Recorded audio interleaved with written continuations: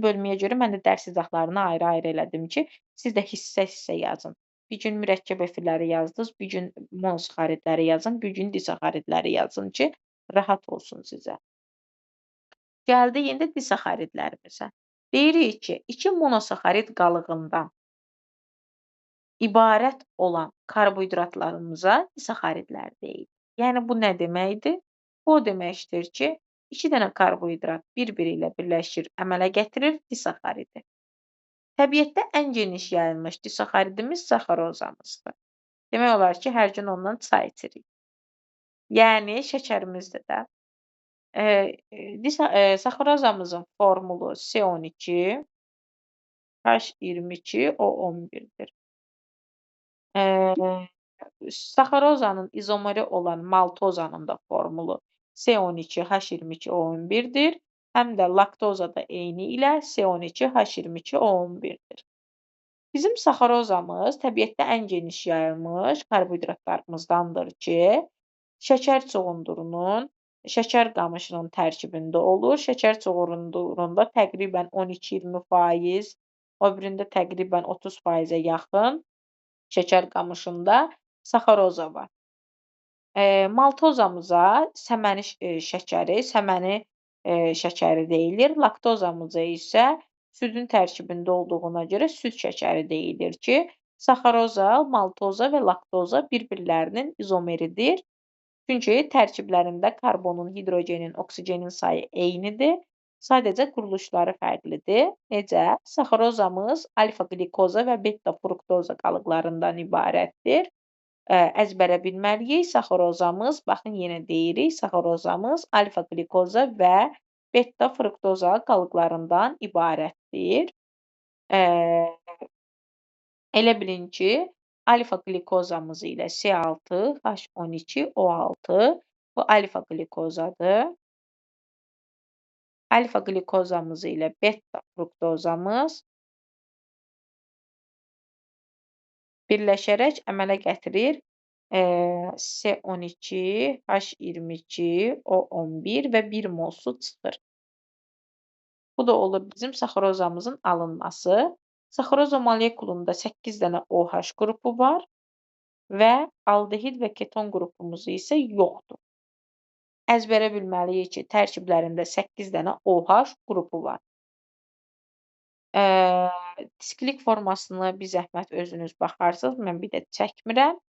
Saxarozanın alınmasına, istehsalına gəldikdə, saxarozamız, yəni şəkər istehsalımız sənayedə şəkər çoğundurundan və şəkər qamışından alınır. İlk öncə şəkər çoğundurumuz xırdalanır, onu yuyuruq, təmizləyirik.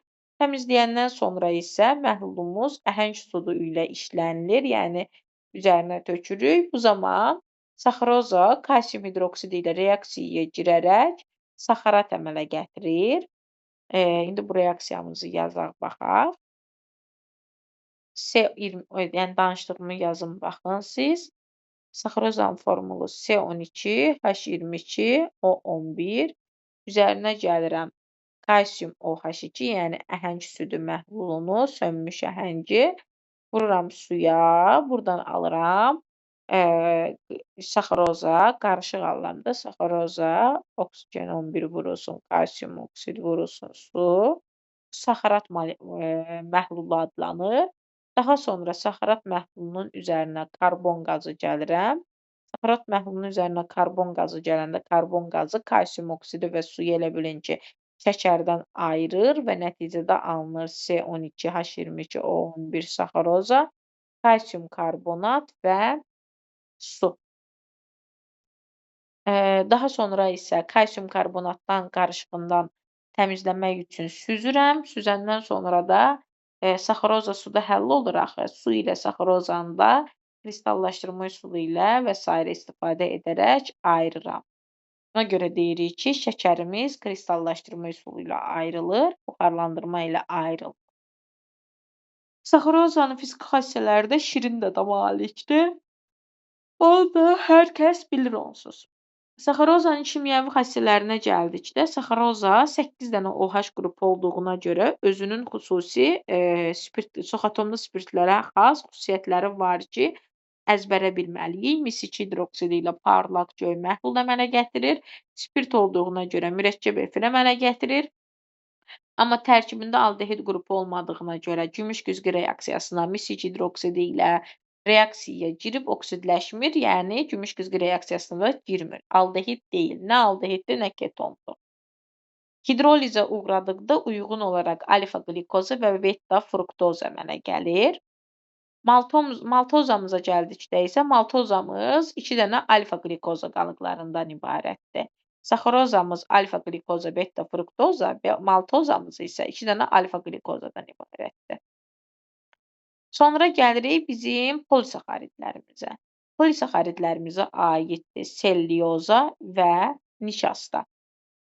Deyirik ki, polisaxaridlərimizdən olan nişasta və selliyoza heyvanlarda, insanlarda geniş yayılmışdır.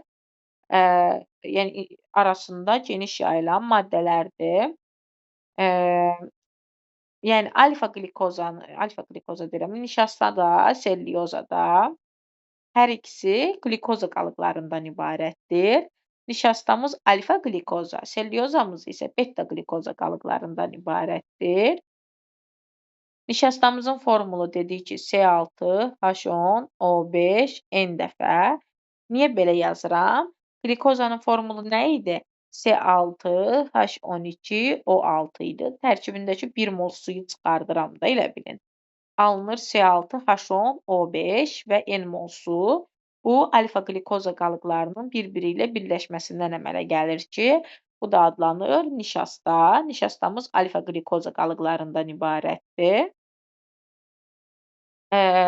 Bunları dedikdən sonra bizim bu polisaxaridlərimiz, bunu əvvəldə demədim, qoy onu da deyim. Polisaxaridlərimiz geniş yayılmış təbii polimerlərdir.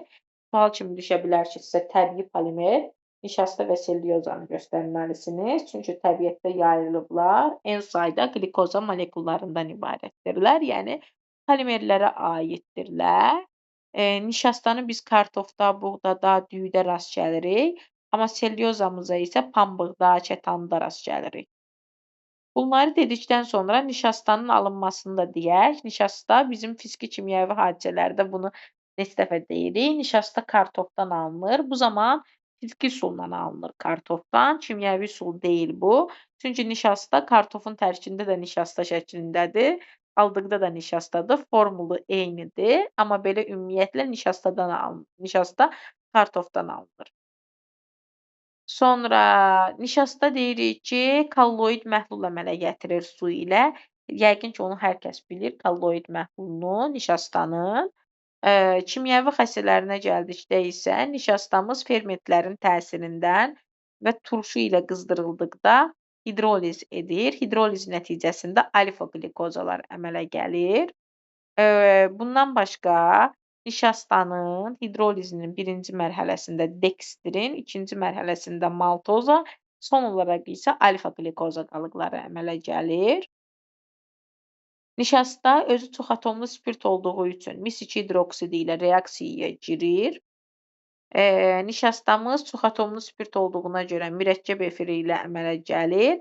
Tərkibində aldehid qrupu nişastada da olmadığına görə gümüş güzgü reaksiyasına mis 2 hidroksidi ilə reaksiyaya girmir. Nişastanı biz yod ilə təyin edirik. Bunu biologiyadan da yaxşı bilirsiniz ki, nişastanın üzərinə yodu tökdükdə göy məhlul əmələ gəlir. Göy rəng əmələ gəlir. Məhlul nədir? Bunların hamısını nə edirsiniz? Əzbər öyrənirsiniz bir zəhmət.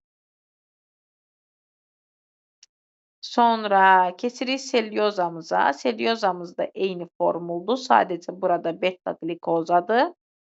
Selliyozanın tərkibində 3 dənə OH qrupu var. Ona görə selliyozanın formulunu belə də göstəririk. 3 dənə OH-ı çıxırsınız. Onda hidrogendən 7 dənə, oksigendən 2 dənə qalır. Bura yazırıq N dəfə OH, OH, OH. Bunun tərkibində 3 dənə OH qrupuna dediyinə görə, 3 ədəd OH qrupu olduğuna görə beta selliyozada, deməli, onun bir dənə monomerini biz 3 dənə sirkə turşusu ilə reaksiyaya girilmiş kimi götürürük və yaxud da nitrat turşusu ilə reaksiyaya girilmiş kimi götürürük. Yəni, bunun üzərinə 3 mol CH3COOH gəldikdə reaksiyadan alınır triasetilsellyuza. Bu da bizim mürəkkəb efirimizdir, süni pərçikdir və yaxud da asetat pəyi adlanır ki, formul belədir: C6H7O2O COCH3, burada da OCOCH3, ACOCH3. Bu bizim olur asetat ipəyinin formulu və yaxud da triasetil sellyozamızın formulu. Yəni yanmayan plyonkaların formuludur deyir. Eynilə nitrat turşusu ilə də reaksiyaya girib trinitrosellyuza verir. Sellyuzamız çoxatomlu spirt olduğu üçün MiSO-H2 ilə reaksiyaya girib göy məhlul əmələ gətirir. Aldehid qrupu olmadığına görə sellyuza da digərləri kimi gümüş güzgü reaksiyasına mis-2 hidroksidi ilə reaksiyaya daxil olmur. Bu da olur bizim sellyuzamız. Mən sizə nələri demədim? Asimetrik karbon atomunu demədim. Bir də burada 1-2 şey var, onları demədim ki, gələn dəfə onları sizə konspekt eləyib, açıq şəkildə izah eləyib yazdıracam dərs zamanı sual-cavabda. Çünki özüm istəyirəm ki, orada tam dərsi öyrənib başa düşəsiz, formulları dərk eləyəsiz. Sonra biz asimetrik karbon atomu və digərlərini öyrənək. Ona görə belə ümumi dedim bəzi şeyləri. Gələn dərs onlar üzərində də təkrar olaraq işləyəcəyik.